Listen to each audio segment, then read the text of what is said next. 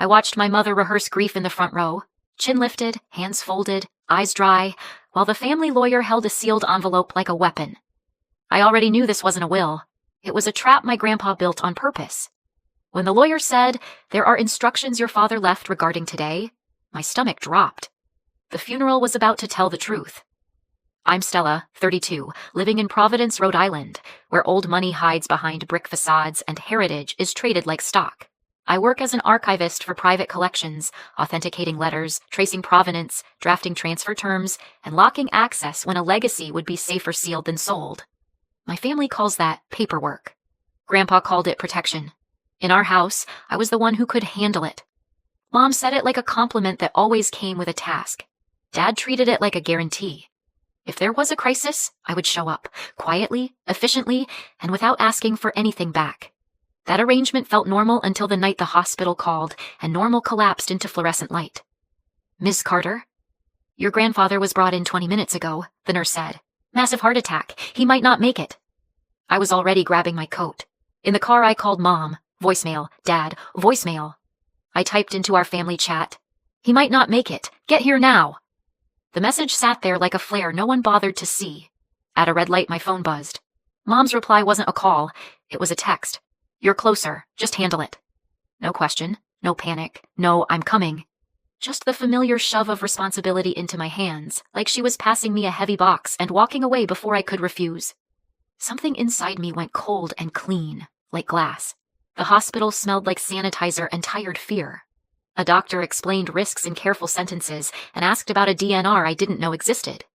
I sat beside my grandpa's bed and held his hand while machines breathed and beeped in his place.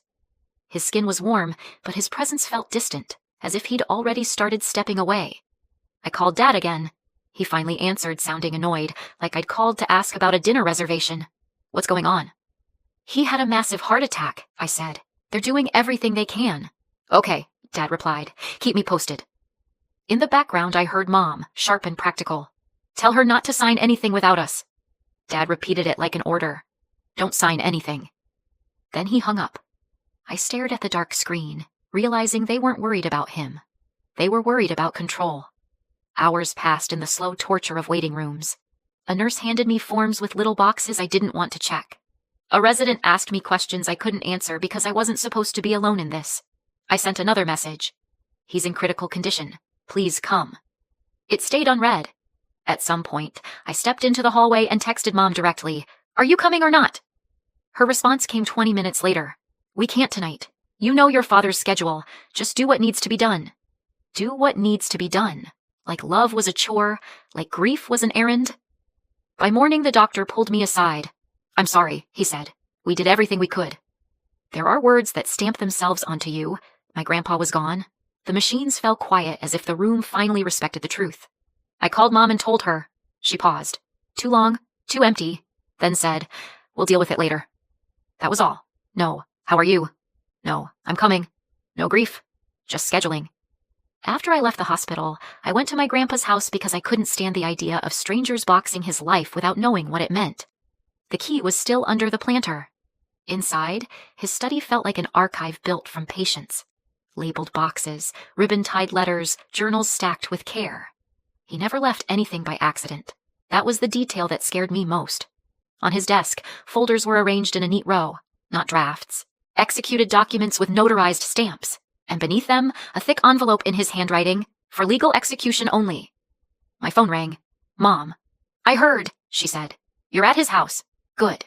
Don't touch anything important. Your father and I will come by later. We need to go through it." Go through it meant take it. "I'm already reviewing the paperwork," I said. "You don't have the authority," she snapped, and the warmth fell off her voice like a mask. I looked at my grandpa's signatures, at the clean finality of his planning. "Are you sure?" I asked. She inhaled sharply. "Stella, don't make it complicated. This is bigger than your feelings. There are assets, collections, access." There it was. Her real mourning. The loss of leverage. That night I didn't open the legal execution envelope. I put it in my bag and slept with it near the bed like it was a passport out of a country I'd been trapped in. The next morning, Mom showed up unannounced. She didn't knock the way you knock when you feel guilt.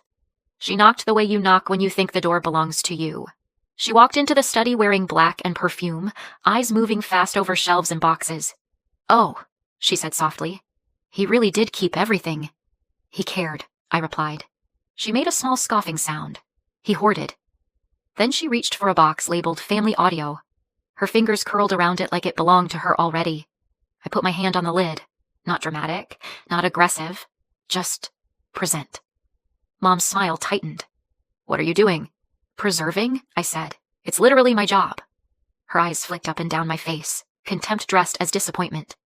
"Your job is a cute little niche, Stella. This is real decision-making. This is value." Dad arrived 10 minutes later. He didn't hug me. He didn't ask how I was holding up.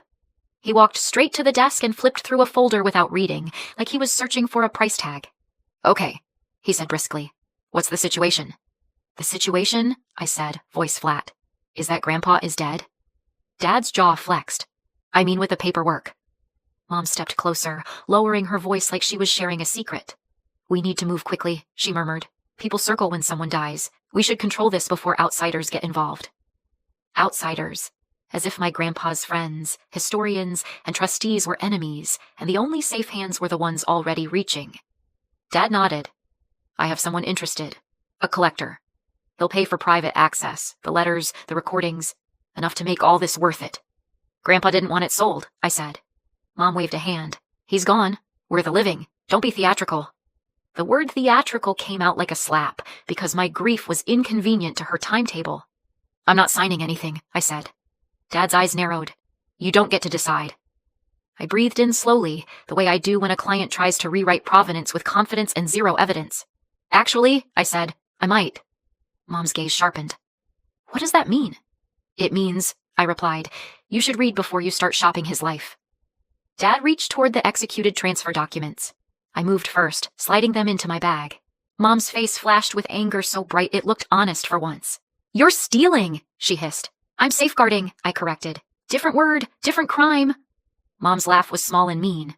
"Listen to you, acting like some hero in a museum. You're just me," I finished for her, because she'd used that line on me my whole life. "Yeah, I know." Dad stepped closer, voice low. "Stella, don't make us do this the hard way." I looked at him, at the threat in his face, and something in me clicked into place. "Then don't," I said. "Leave." Mom's eyes widened, offended. "You can't kick us out of your father's house." "It's my grandpa's house," I said, "and you're not here for him." They didn't leave then. They hovered. They tried different tactics in quick succession, like flipping through a toolbox. Guilt, anger, sweetness, shame. Mom softened her voice first. "Honey, you're exhausted. You're in shock. Let us handle things so you can rest." I didn't answer. Dad tried pressure. "If you embarrass this family, you'll regret it." Mom tried a sharper knife. "You always liked being the martyr. It's your whole personality." That one landed, because it was partly true. I had built a life around being useful, because being loved felt like a luxury my family didn't stock. I left before I started crying in front of them. I drove to my office, hands tight on the steering wheel, and called the family lawyer. He asked me to come in immediately. His office was quiet in a way that made my skin itch. Legal quiet. The kind that says, whatever you feel, paper will decide. I placed the thick envelope on his desk. He didn't open it right away. His eyes rested on my grandpa's handwriting. Respect and caution flickered across his face. "You found it?" he said. "What did he do?" My voice came out smaller than I wanted. 10 days before his passing," he replied. "Your grandfather updated his estate plan. He transferred the entire private archive into a closed cultural fund. You are the managing trustee. You control access and preservation." My throat tightened. "And my mother?" "Excluded from administrative control," he said. "No access rights under the new documents." A relief I didn't want to feel pressed against my ribs. Relief isn't pure when it comes from a loved one being unmasked. "There's also a directive for the funeral," he continued. "Condition-based." "What condition?" "If his daughter attends," the lawyer said, watching my reaction. "There is an audio file to be played, and explicit instructions about who may speak." My skin prickled. "What's on the audio?" The lawyer didn't offer comfort. "Evidence," he said. "Your grandfather wanted it heard publicly, under the correct circumstances."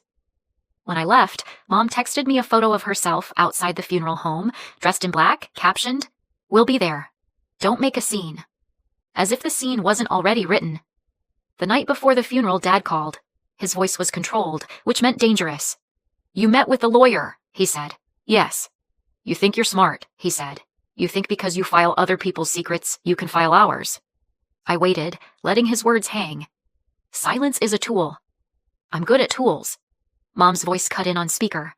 "Stella, stop playing games. You owe us. He was our responsibility for years." I almost laughed. Responsibility? The man who raised them, who gave them everything he could, reduced to a line item in a speech. "You didn't come," I said quietly. Mom's pause was a confession. "Don't start that again." "You weren't there," I repeated. "Not at the hospital. Not when he was dying." Dad snapped. "Because you were there. That's how this works." That sentence turned my stomach. That's how this works. The family rule carved into me. Your value is your usefulness. "I'm hanging up," I said. Mom's voice sharpened instantly. "If you ruin me tomorrow—" "You already did," I answered, and ended the call. The morning of the funeral, Mom arrived early, dressed in black like she'd been cast for it. She took the front row, folded her hands, and practiced the right facial muscles. Dad stood beside her with a stiff jaw and the look of a man who hates being powerless. When I walked in, Mom hissed without turning her head. "Don't glare. People can tell when you're bitter." "People can tell when you're lying," I murmured, and kept walking. The service moved through polite, generic grief until the lawyer stood. He held the sealed envelope. The room quieted in that particular way it does when people sense money hiding under mourning. "There are instructions your father left regarding today," the lawyer said. Mom sat taller, ready to deliver her speech, ready to speak for a man she didn't show up to save. The lawyer opened the envelope. Paper crackled. He read, steady and clear, "If my daughter is here, do not let her speak for me." A ripple went through the room. Mom's face tightened, then froze. He continued, "Instead, play the recording I prepared." Mom stood abruptly. "No," she said, voice rising. "This is inappropriate. My father wouldn't want—" "Your father was explicit, ma'am," the lawyer replied, calm as a locked door. He pressed play. Mom's own voice filled the room, bright and cruel in its casualness. "He won't last much longer," the recording said. "Once he's gone, we'll finally move the archive. We'll have people begging for access." A low murmur rolled through the chairs. Someone shifted away from Mom like greed carried a smell. Then her voice again, sharper, amused. "Stella will handle the hospital. She always does." My stomach flipped. That line wasn't just betrayal. It was a confession of how long they'd used me. The recording ended. Silence didn't empty the room. It loaded it. Mom's mouth opened. "That's out of context," she rasped, eyes wide with panic. "That's private." "Ma'am," the lawyer said, "you have been instructed not to speak." Dad stepped forward, angry and embarrassed. "This is a family matter," he barked. No one defended him. People didn't shout. They simply looked away from my parents, and that quiet rejection was louder than any insult. The lawyer unfolded a second page. "Effective immediately," he read, "my daughter is excluded from any inheritance or administrative control of my private archives. She is prohibited from accessing, removing, selling, licensing, or transferring any portion of the collection. Any contest will trigger full disclosure of recorded materials relevant to her actions." Mom's face collapsed, not into grief, but into naked fear. "I appoint my granddaughter as managing trustee and sole administrator of the archive transfer," the lawyer finished. Mom turned toward me, trembling with rage. "You did this." "I didn't," I said, and my voice surprised me with its steadiness. "He did." Dad hissed, "Fix it. Tell him to stop." I looked at him, the man who couldn't be bothered to come to the hospital, and something old in me finally died without drama. "No," I said, "I'm done handling it." Mom's eyes shone, tears ready like a weapon. "You'd ruin your own mother?" "You ruined yourself," I replied. "I just stopped covering for you." She left the room in a rush of heels and humiliation. Dad followed, jaw clenched, refusing to look at anyone. No one stopped them. No one chased them. Not even the people who used to call them good family. That evening, I went back to my archive workspace, a small climate-controlled room with acid-free boxes and quiet, the kind of quiet that feels like respect. I brought in the first box from my grandpa's study and opened it under my desk lamp. On top was a flash drive labeled in his handwriting, "Last file." I plugged it in and pressed play. His voice came through soft but clear. "If you're hearing this, I'm not there," he said, and I could hear the smile he didn't have to perform. "I'm sorry you were alone at the hospital.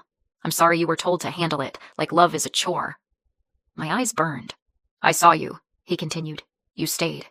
That's all that mattered. Keep it safe. Keep it true." The file ended. The room held his words like a sealed letter. I didn't make a speech. I didn't need to. I opened a folder, wrote the first inventory line, and kept working. Hands steady, heart raw, spine finally straight. The morale settled quietly, the way real truths do. People will praise you as strong when they really mean convenient. The day you stop being convenient is the day you find out who never loved you, only what you could carry.